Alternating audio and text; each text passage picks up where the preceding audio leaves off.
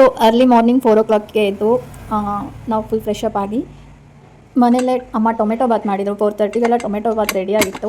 And ಅದನ್ನು ಕಂಟೈನರ್ಗೆ ಹಾಕ್ಕೊಂಡು ತೊಗೊಂಡೋಗೋಣ ಅಂತ ಅಂದ್ಕೊಂಡ್ವಿ. ಬಿಕಾಸ್ ಏನಂದರೆ ನಾವು ಟಿಫನ್ ಬಾಕ್ಸ್ ಎಲ್ಲ ತೊಗೊಂಡೋದ್ರೆ ಅದನ್ನು ಮತ್ತೆ ಕ್ಯಾರಿ ಮಾಡಬೇಕು, ಈ ಕಡೆ ಹೋಗ್ತಾನೂ ಕ್ಯಾರಿ ಮಾಡಬೇಕು, ಆ ಕಡೆಯಿಂದ ಬರ್ತಾನೂ ಕ್ಯಾರಿ ಮಾಡಬೇಕು. ಈ ಒಂದು ಕಂಟೈನರೆಲ್ಲ ಏನಪ್ಪ ಅಂದರೆ ನಾವು ತೊಗೊಂಡೋದ್ರೆ ನಾವು ತಿಂದಾದ್ಮೇಲೆ ಅಲ್ಲೇ ಎಸ್ಬಿಡ್ಬೋದು. ಸೊ ಯೂಸ್ ಆ್ಯಂಡ್ ಥ್ರೋ ಥರ ಇನ್ನು ಬೆಟರ್ ಅಂತ ಹೇಳ್ತೀನಿ. ಸೊ ಹಾಗಾಗಿ ಈ ಥರ ನಮಗೆ ತೊಗೊಂಡೋಗೋದ್ರಿಂದ ತುಂಬ ಹೆಲ್ಪ್ ಆಗುತ್ತೆ. ಇಲ್ಲಾಂದರೆ ಬಾಳೆ ಎಲೆ ಇರುತ್ತಲ್ಲ, ಬಾಳೆ ಎಲೆಯಲ್ಲಿ ನಾವು ಟಿಫನ್ ಹಾಕೊಂಬಂದರೆ ಅದು ಇನ್ನೂ ಫುಲ್ಲು ಫ್ರೆಶ್ ಆಗಿರುತ್ತೆ, ತುಂಬ ಹೆಲ್ದಿಯಾಗಿರುತ್ತೆ, ಚೆನ್ನಾಗಿರುತ್ತೆ. ಆ್ಯಂಡ್ ಟ್ರಾವೆಲಿಂಗ್ ಟೈಮಲ್ಲಿ ಈ ಥರ ನಾವು ಮನೇಲೇ ಫುಡ್ ಮಾಡಿಕೊಂಡು ಬಾಕ್ಸಿಗೋ ಇಲ್ಲ ಈ ಥರ ಪಾರ್ಸಲ್ ತೊಗೊಂಡೋಗೋದು ಬೆಟರ್ ಅಂತ ಅನ್ಕೋತೀನಿ. ಬಿಕಾಸ್ ಏನಂದರೆ ನಾವು ಟ್ರೈನಲ್ಲೆಲ್ಲ ಇಸ್ಕೊಳ್ಳೋದು ಅಷ್ಟೊಂದು ಹೆಲ್ದಿಯಾಗಿರಲ್ಲ. ನಾವೊಂದು ಟೀ ಕಾಫಿ ತೊಗೊಂಡ್ರೆ ತುಂಬ ನೀರು ಥರ ಇರುತ್ತೆ. ಬಟ್ ಇನ್ನು ನಾನು ನೋಡಿರೋ ಮಟ್ಟಿಗೆ ನಾನು ಸುಮಾರು ಸಲ ಟ್ರೈನಲ್ಲಿ ತೊಗೊಂಡಿದ್ದೀನಿ, ಟೇಸ್ಟೇ ಇರೋಲ್ಲ. ಅದು ಸಪ್ಪೆ ಅಂದರೆ ಸಪ್ಪೆ ಇರುತ್ತೆ. ಅದನ್ನು ತೊಗೊಂಡ್ರೂ ತಿನ್ನೋಕ್ಕಾಗಲ್ಲ, ಸುಮ್ಮನೆ ಎಸಿತೀವಿ. ಅಷ್ಟು ದುಡ್ಡು ಕೊಟ್ಬಿಟ್ಟು ತೊಗೊಂಡು ಅಷ್ಟೊಂದು ಊಟನ ನಾವು ವೇಸ್ಟ್ ಮಾಡ್ತೀವಿ. ಸೊ ಅದಕ್ಕಿಂತ ಮನೇಲಿ ಈ ಥರ ಪ್ರಿಪೇರ್ ಮಾಡ್ಕೊಂಡು ಹೋಗೋದು ಒಳ್ಳೆಯದು. ಇಲ್ಲಿಂದ ನಾವು ಸೀದಾ ಓಮಿನಿಯಲ್ಲಿ ರಕ್ಷಿತ್ ತಾಳ್ಗುಪ್ಪದವರೆಗೂ ಬಿಟ್ಕೊಟ್ಟ. ಏನಂದರೆ ನಮಗೇನಂದರೆ 5 o'clock ಟ್ರೈನ್ನ ರೀಚ್ ಮಾಡಬೇಕು ಅಂತ ಇತ್ತು. ಅಂದರೆ ಅಂದ್ಕೊಂಡಿದ್ರಂತೆ, ನಂಗೆ ಗೊತ್ತಿಲ್ಲ ಇದೆಲ್ಲ ಜರ್ನಿ ಬಗ್ಗೆ. ನಂಗೆ ಟ್ರೈನ್ ಟೈಮಿಂಗ್ಸ್ ಕೂಡ ಗೊತ್ತಿಲ್ಲ. ಸೊ ಅಂದ್ಕೊಂಡಿದ್ರಂತೆ. ಅದು ಇವ್ರೇನು ಮಾಡಿದ್ರು, ನೆಕ್ಸ್ಟ್ 6 o'clock ಹೋಗೋಣ ಅಂತ ಎಲ್ಲ 4 o'clock ಎದ್ದು 5 o'clock ನಾವು ರೆಡಿಯಾಗಿ ಸುಮ್ಮನೆ ಕುತ್ಕೊಂಡಿದ್ವಿ. ಹಂಗೆ ನೋಡಿದ್ರೆ ನಾವು 5 o'clock ಟ್ರೈನ ರೀಚ್ ಮಾಡ್ಬೋದಿತ್ತು. ಬಟ್ 6 o'clock ಅಂತ ಇವರು ಆಲ್ರೆಡಿ ಸೆಟ್ ಮಾಡ್ಕೊಂಡಿದ್ದಕ್ಕೆ ನಾವೆಲ್ಲ 6 o'clock ಟ್ರೈನ್ ರೀಚ್ ಆಗಲಿಕ್ಕೆ ಹೋದ್ವಿ. ಆ್ಯಂಡ್ ಇಷ್ಟೊತ್ತಿಗೆ ನೋಡಿ ರೈಲ್ವೆ ಸ್ಟೇಷನ್ ಫಸ್ಟೆಲ್ಲ ಅಲ್ಲೇ ಎಂಟ್ರೆನ್ಸ್ ಇತ್ತು, ಈಸಿ ಇತ್ತು. ಬಟ್ ವೆಹಿಕಲಲ್ಲಿ ಬಂದರೆ ಇಲ್ಲಿ ತನಕ ಇಳಿಬೋದು. ಮತ್ತು ನಾವು ನಡ್ಕೊಂಡು ಬರೆದ್ರೆ ಅಲ್ಲಿ ಬಸ್ ನಿಲ್ಲಿಸ್ತಾರೆ, ಮತ್ತು ಅಲ್ಲಿಂದ ಸೀದಾ ಇಲ್ಲಿ ತನಕ ನಡ್ಕೊಂಡು ಬರಬೇಕಾಗತ್ತೆ. ಹಳೇದೇ ಚೆನ್ನಾಗಿತ್ತು ಅಂತ ಅನ್ಕೋತೀನಿ. ಎಲ್ಲರಿಗೂ ನಮಸ್ತೆ, ನಾನು ನಿಮ್ಮ ಕವನ. ಆ್ಯಂಡ್ ಇವತ್ತು ನಾನು ಹಾಸನಾಂಬೆ ಟೆಂಪಲ್ಗೆ ಹೋಗ್ತಾ ಇದ್ದೀನಿ. ಸೊ ಈಗಾಗಲೇ 5:30 ಆಗಿದೆ. ನಾನೀಗ ತಾಳ್ಗುಪ್ಪ ರೈಲ್ವೆ ಸ್ಟೇಷನಲ್ಲಿದ್ದೀನಿ. ಸೊ ನಮ್ಮ ಟ್ರೈನಲ್ಲಿದೆ. ಆ್ಯಂಡ್ ಯಾರ್ಯಾರು ಹೋಗ್ತಾಯಿದ್ದೀವಿ ಅಂದರೆ ನಮ್ಮಮ್ಮ, Manjula aunty, Annapurna aunty, Madhu aunty.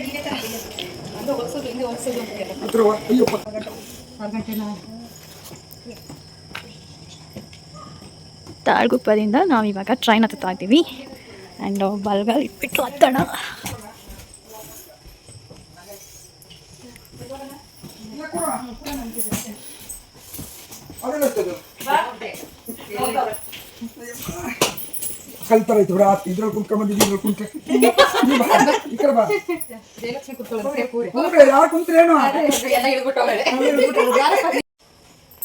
So ಈಗ ನಾವು ಟ್ರೈನಲ್ಲಿದ್ದೀವಿ. ಟೈಮ್ ಬಂದುಬಿಟ್ಟು ನೋಡ್ತೀನಿ, ಟೈಮ್ 6 ಗಂಟೆ ಆಗಿದೆ.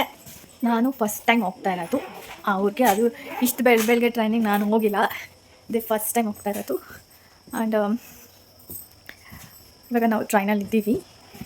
ಅರ್ಲಿ ಮಾರ್ನಿಂಗ್ 6 o'clock ಆಗಿದೆ. ನಾವು ಮನೆ ಬಿಟ್ಟಿದ್ದು 5:30ಗೆ, ಇಲ್ಲಿ 6 o'clock ಇದ್ದೀವಿ. ಇಲ್ಲಿ ಟ್ರೈನು 6:30 ಮೇ ಬಿ ಹೊರಡುತ್ತೆ ಅಂತ ಅಂದ್ಕೊಂಡಿದ್ದೀವಿ. ಆ್ಯಂಡ್ ಅಲ್ಲಿಗೆ ಎಷ್ಟೊತ್ತಿಗೆ ರೀಚ್ ಆಗುತ್ತೆ ಅಂತ ಗೊತ್ತಿಲ್ಲ. ಆ್ಯಂಡ್ ತುಂಬ ಸ್ಪೆಷಲ್ ಆಗಿದೆ ಇವತ್ತಿನ ದಿನ ಅಂತ ಹೇಳ್ಬೋದು. ಸುಮಾರು ದಿನದಿಂದ ಅಂದ್ಕೊತಾ ಇದ್ದಿದ್ದು ಹೋಗಬೇಕು ಅಂತ. ಬಟ್ ಇವತ್ತು ಕಾಲ ಕೂಡಿ ಬಂದಿದೆ ನಾವು ಹೋಗಲಿಕ್ಕೆ. ಇದು ನಮ್ಮ Talguppa train, Talguppa railway station. Talguppa railway ನೋಡಿದಿರಲ್ಲ, ನಾನು ಯಾವಾಗಲೂ ಆ ಸೈಡ್ ಅಲ್ಲಿ ಬರೋ ಟ್ರೈನನ್ನು ಹತ್ಕೊಳ್ತಿದ್ದೆ. ಫಸ್ಟ್ ಟೈಮ್ ಈ ಕಡೆ ಸೈಡ್ ನಿಂತ್ಕೊಂಡಿದ್ದೆ ಟ್ರೈನ್ ಹತ್ಕೊಂಡಿರೋದು. ಸ್ವಲ್ಪ ಸ್ಪೆಷಲ್ ಇವತ್ತು. ಟ್ರೈನ್ ನೋಡಿ ಅರ್ಲಿ ಮಾರ್ನಿಂಗ್ ಎಲ್ಲ ಸೀಟು ಖಾಲಿ.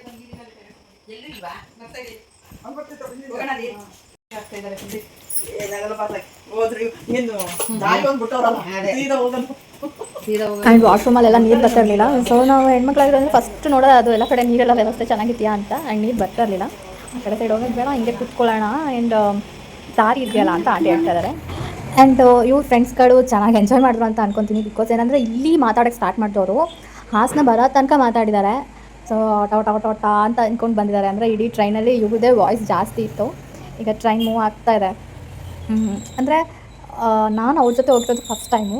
ಸೊ ನಾನು ಎಲ್ಲೂ ಜಾಸ್ತಿ ಹೋಗಲ್ಲ. ಜರ್ನಿ ಅಂದರೆ ಫಸ್ಟ್ ಆಫ್ ಆಲ್ ನಂಗೆ ಆಗೋಲ್ಲ. ಅಂದರೂ ಇವ್ರ ಜೊತೆ ಹೋಗಿದ್ದು ಚೆನ್ನಾಗಿತ್ತು, ಖುಷಿಯಾಗಿತ್ತು. ಆ್ಯಂಡ್ ಇವಾಗ ನಾವು ಅಲ್ಲಿಂದ ಹೊರಟಿದ್ದೀವಿ. ಇವರು ಫುಲ್ಲು ಮಾತಾಡ್ಕೊಂಡು ಹರಟೆ ಹೊಡ್ಕೊಂಡು ಆರಾಮಾಗಿ ಬಂದರು. 11 ಗಂಟೆಗೆ ಎಲ್ರಿಗೂ ಹಸಿವಾಯಿತು. 11 ಗಂಟೆಗೆಲ್ಲ ಊಟ ಮಾಡೋಣ ಅಂತ ತೆಗೆದು ನನಗೆ ಅಲ್ಲಿ ಊಟ ತಿಂಡಿ ಏನೂ ಇಲ್ಲ ಅಂತ ಗೊತ್ತಿದ್ದಿದ್ರೆ ದೇವರಾಣ ಇದನ್ನು ಅರ್ಧ ತಿಂದ್ಬಿಟ್ಟು ಅರ್ಧ ಉಳಿಸ್ಕೊತಿದ್ದೆ. ಇಲ್ಲೇ ಹಸಿವಾಗಿತ್ತು.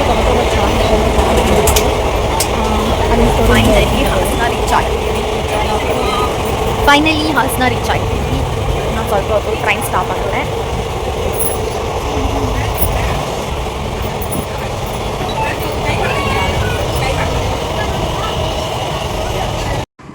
ಕೊನೆಗೆ 12:30ಗೆ ನಾವು ಹಾಸನ ರೀಚ್ ಆದ್ವಿ. ಆ್ಯಂಡ್ ರೀಚ್ ಆದಮೇಲೆ ಸ್ವಲ್ಪ ಸಮಾಧಾನ ಆಯಿತು. ಅಲ್ಲಿಂದ ಕುತ್ಕೊಂಡು ಬಂದ್ವಲ್ಲ, ಇನ್ನೇನು ಬೇಗ ದರ್ಶನ ಆಗೋಗುತ್ತೆ, ನಾವು ಇಲ್ಲಿಂದ ಒಂದು 3 o'clock ಇಲ್ಲಿ ಬಿಟ್ಬಿಡೋಣ, ಮತ್ತು ಟ್ರೈನ್ ಸಿಗುತ್ತೆ, ಶಿವಮೊಗ್ಗ ರೀಚ್ ಆಗೋಣ ಅಂತೆಲ್ಲ ಪ್ಲ್ಯಾನ್ ಮಾಡ್ಕೊಂಡ್ವಿ. ಎಲ್ಲ ಪ್ಲ್ಯಾನು ಉಲ್ಟಾ ಆಗೋಯಿತು. ಆ್ಯಂಡ್ ಇಲ್ಲಿಂದ ನಾವು ಟೆಂಪಲ್ಗೆ ಹೋಗೋದು ಹೇಗೆ ಅಂತಲೂ ಗೊತ್ತಿರಲಿಲ್ಲ ನಮಗೆ. ಆ್ಯಂಡ್ ಆಟೋದಲ್ಲಿ ಹೋಗೋಣ ಅಂತ ಪ್ಲ್ಯಾನ್ ಮಾಡಿದ್ವಿ. ಆಟೋದಲ್ಲೇ ಹೋಗಬೇಕಾಯ್ತು. ಆಟೋದಲ್ಲಿ ಹೋದ್ವಿ, ಚೆನ್ನಾಗಿತ್ತು. ಇವರೆಲ್ಲ ಅನ್ಕೋತಿದ್ರು ಇಲ್ಲೇ ಕ್ಯಾಬ್ ಏನಾದ್ರು ಬುಕ್ ಮಾಡೋಣ ಅಂತ. ನನಗೆ ಬೆಂಗಳೂರಲ್ಲೂ ಕ್ಯಾಬ್ ಬುಕ್ ಮಾಡಿ ಗೊತ್ತಿಲ್ಲ. ಆ್ಯಂಡ್ ಇಲ್ಲಂತೂ ಇನ್ನೂ ಏನು ಗೊತ್ತಿಲ್ಲ ನನಗೆ. ಬೆಂಗಳೂರಲ್ಲಿರೋ ನಮ್ಮ ಅಕ್ಕ ಆದರೂ ಬುಕ್ ಮಾಡ್ಕೊಡ್ತಾಳೆ, ಇಲ್ಲಿ ನನಗೆ ಏನು ಗೊತ್ತಿಲ್ಲ. ಸೊ ಇಲ್ಲಿ ಬೇಡ, ಆಟೋದಲ್ಲೇ ಹೋಗೋಣ ಅಂತಲ್ಲ ಅಂದೆ. ಆ್ಯಂಡ್ ನಾವು ಇವಾಗ ಹಾಸನ ರೀಚ್ ಆಗಿ ರೈಲ್ವೆ ಸ್ಟೇಷನಲ್ಲಿ ಇದ್ದೀವಿ. ಈಗ ನಾವು ಆಟೋದಲ್ಲಿ ಹೋಗುವಂತಹ ಸಮಯ. ಆ್ಯಂಡ್ ನಾನಿದ್ಬಿಟ್ಟು ಇವರು ಒಬ್ಬರಿಗೆ 30 ರೂಪಾಯಿ ತಗೊಳ್ತಾರೆ. ಸೊ ನಾವಿದ್ಬಿಟ್ಟು ಒಬ್ರಿಗೆ 30 ರೂಪಾಯಿ ಅಲ್ಲ ಅಂದ್ಕೊಂಡು ಹತ್ಕೊಂಡು ಹೋದ್ವಿ. ಅಂದರೆ ನಂಗೆ ಗೊತ್ತಿಲ್ಲ, ಅಂದರೆ ಇವರು ಒಬ್ರಿಗೆ 30 ರೂಪೀಸ್ ತೊಗೊಂಡ್ರೆ ಅಲ್ಲಿಗೆ ಈಗ ಬಸ್ ಕೂಡ ಬಿಟ್ಟಿದ್ದಾರೆ. ನಮ್ಗೆ ಅದು ಗೊತ್ತಿರಲಿಲ್ಲ, ಗೊತ್ತಿದ್ರು ಹೋಗೋಕ್ಕಾಗ್ತಿರ್ಲಿಲ್ಲ. ಹಾಸನಾಂಬೆ ಜಾತ್ರೆಗೆ ಅಂತ ಬಸ್ ಬಿಟ್ಟಿದ್ದಾರೆ. ಸಿಕ್ಕಾಪಟ್ಟೆ ರಶ್ಶು ಬಸ್ಸು. ಅದೇನೋ ಗೊತ್ತಿಲ್ಲ, ನಾವು ಹೋಗಿದ್ದ ದಿನ ಅಂತೂ ಫುಲ್ ರಶ್ ಇತ್ತು. ಆಟೋನೂ ರಶ್ಶು, ಆಟೋಗಳಿಗೂ ಅಷ್ಟೇ ಜನ ಇದ್ದಾರೆ, ಬಸ್ಸಲ್ಲೂ ಅಷ್ಟೇ ಜನ ಇದ್ದಾರೆ. ಆ್ಯಂಡ್ ಅಲ್ಲೋಗಿ ನಿಂತ್ಕೊಂಡ್ರೂ ಅಷ್ಟೇ ಜನ ಇದ್ದಾರೆ. ನೀವು ನೋಡ್ತಾ ಇರ್ಬೋದು, ಫುಲ್ ಟ್ರಾಫಿಕ್ ಬೇರೆ ಇಲ್ಲಿ. ಅಂದರೂ ನಾವು ಟ್ರಾಫಿಕ್ ಜಾಸ್ತಿ ಇರೋದ್ರಿಂದ ಈ ಕಡೆ ರೋಡ್ ಬಿಟ್ಬಿಟ್ಟು ಆಟೋವನ್ನು ಬೇರೆ ಕಡೆ ರೋಡಿಂದ ಬೇರೆ ಕರ್ಕೊಂಡೋದ್ರು. ಮಳೆ ಬೇರೆ ಆಗಿತ್ತು, ಕೊಚ್ಚೆ ಗುಂಡಿ. ಅಂದ್ಕೊಂಡೆ ಇನ್ನೂ ಎಷ್ಟು ದೂರ ಇದೆ ಅಂತ.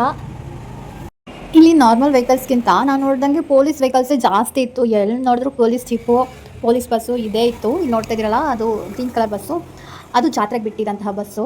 ಅದು ಫುಲ್ ರಶ್ ಆಗಿತ್ತು. ಇಲ್ಲಿ ಎಂಟ್ರೆನ್ಸಲ್ಲೇ ನಾವು ಸ್ಲಿಪ್ಪರ್ ಬಿಟ್ವಿ. ಆಟೋದವ್ರು ಏನು ಮಾಡಿದ್ರು, ನಮಗೆ 100 ರೂಪೀಸ್ದು ಏನು ಇದೆಯಲ್ವಾ, 300 ರೂಪೀಸ್ದು ಏನು ಇದೆಯಲ್ವಾ ಟಿಕೆಟು, ಅದನ್ನು ಎಲ್ಲಿ ಕೊಡ್ತಾರೆ ಅಲ್ಲಿ ಕರ್ಕೊಂಡೋಗಿ ನಮಗೆ ಬೇಗ ದರ್ಶನ ಆಗುತ್ತೆ ಅಂದ್ವಿ. ಅವರು ನೆಟ್ಟಿಗೆ ಕರ್ಕೊಂಡೋಗಿ ಬಿಡಲಿಲ್ಲ. ಆ್ಯಂಡ್ ನಮಗೆ ನಿಲ್ಸಲ್ಲಿ ಅಲ್ಲಿ ನಾವು ಕೇಳಿದ್ವಿ, ಅಲ್ಲಿ ಕೌಂಟ್ರ್ ಹತ್ರ 1000 ರೂಪೀಸ್ ಟಿಕೆಟ್ ಅಂತ ಇತ್ತು. ಅಲ್ಲಿ ಕೇಳಿದ್ರೆ ಅವರು ಅಲ್ಲಿ ಟಿಕೆಟ್ ಮಾಡಿಸ್ಬೇಕು, ಇಲ್ಲಿ ಟಿಕೆಟ್ ಮಾಡಿಸ್ಬೇಕು ಅಂತ ಅಂದರು.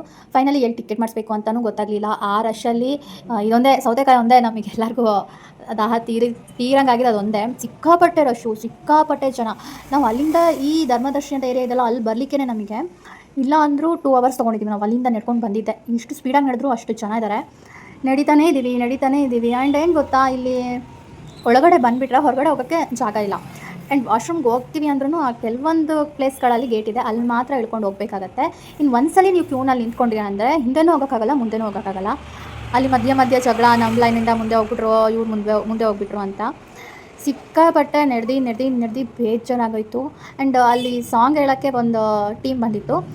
ಆ ಸಾಂಗ್ ಹೇಳೋರು ಇರೋದ್ರಿಂದ ಸ್ವಲ್ಪ ಮಧ್ಯದಲ್ಲಿ ಎಂಟರ್ಟೈನ್ಮೆಂಟ್ ಇತ್ತು, ಚೆನ್ನಾಗಿ ಹೇಳ್ತಾಯಿದ್ರು ಕೂಡ. ಜಾನಪದ ಗೀತೆ ಅಂತೂ ಅದ್ಭುತವಾಗಿ ಹೇಳಿದ್ರು. ಒಬ್ಬರು ಲೇಡಿ ಸಿಂಗರ್ ಇದ್ದರು, ಇನ್ನಿಬ್ಬರು ಜೆಂಟ್ಸ್ ಇದ್ದರು. ಸಿಕ್ಕಾಪಟ್ಟೆ ಚೆನ್ನಾಗಿ ಹೇಳಿದ್ರು.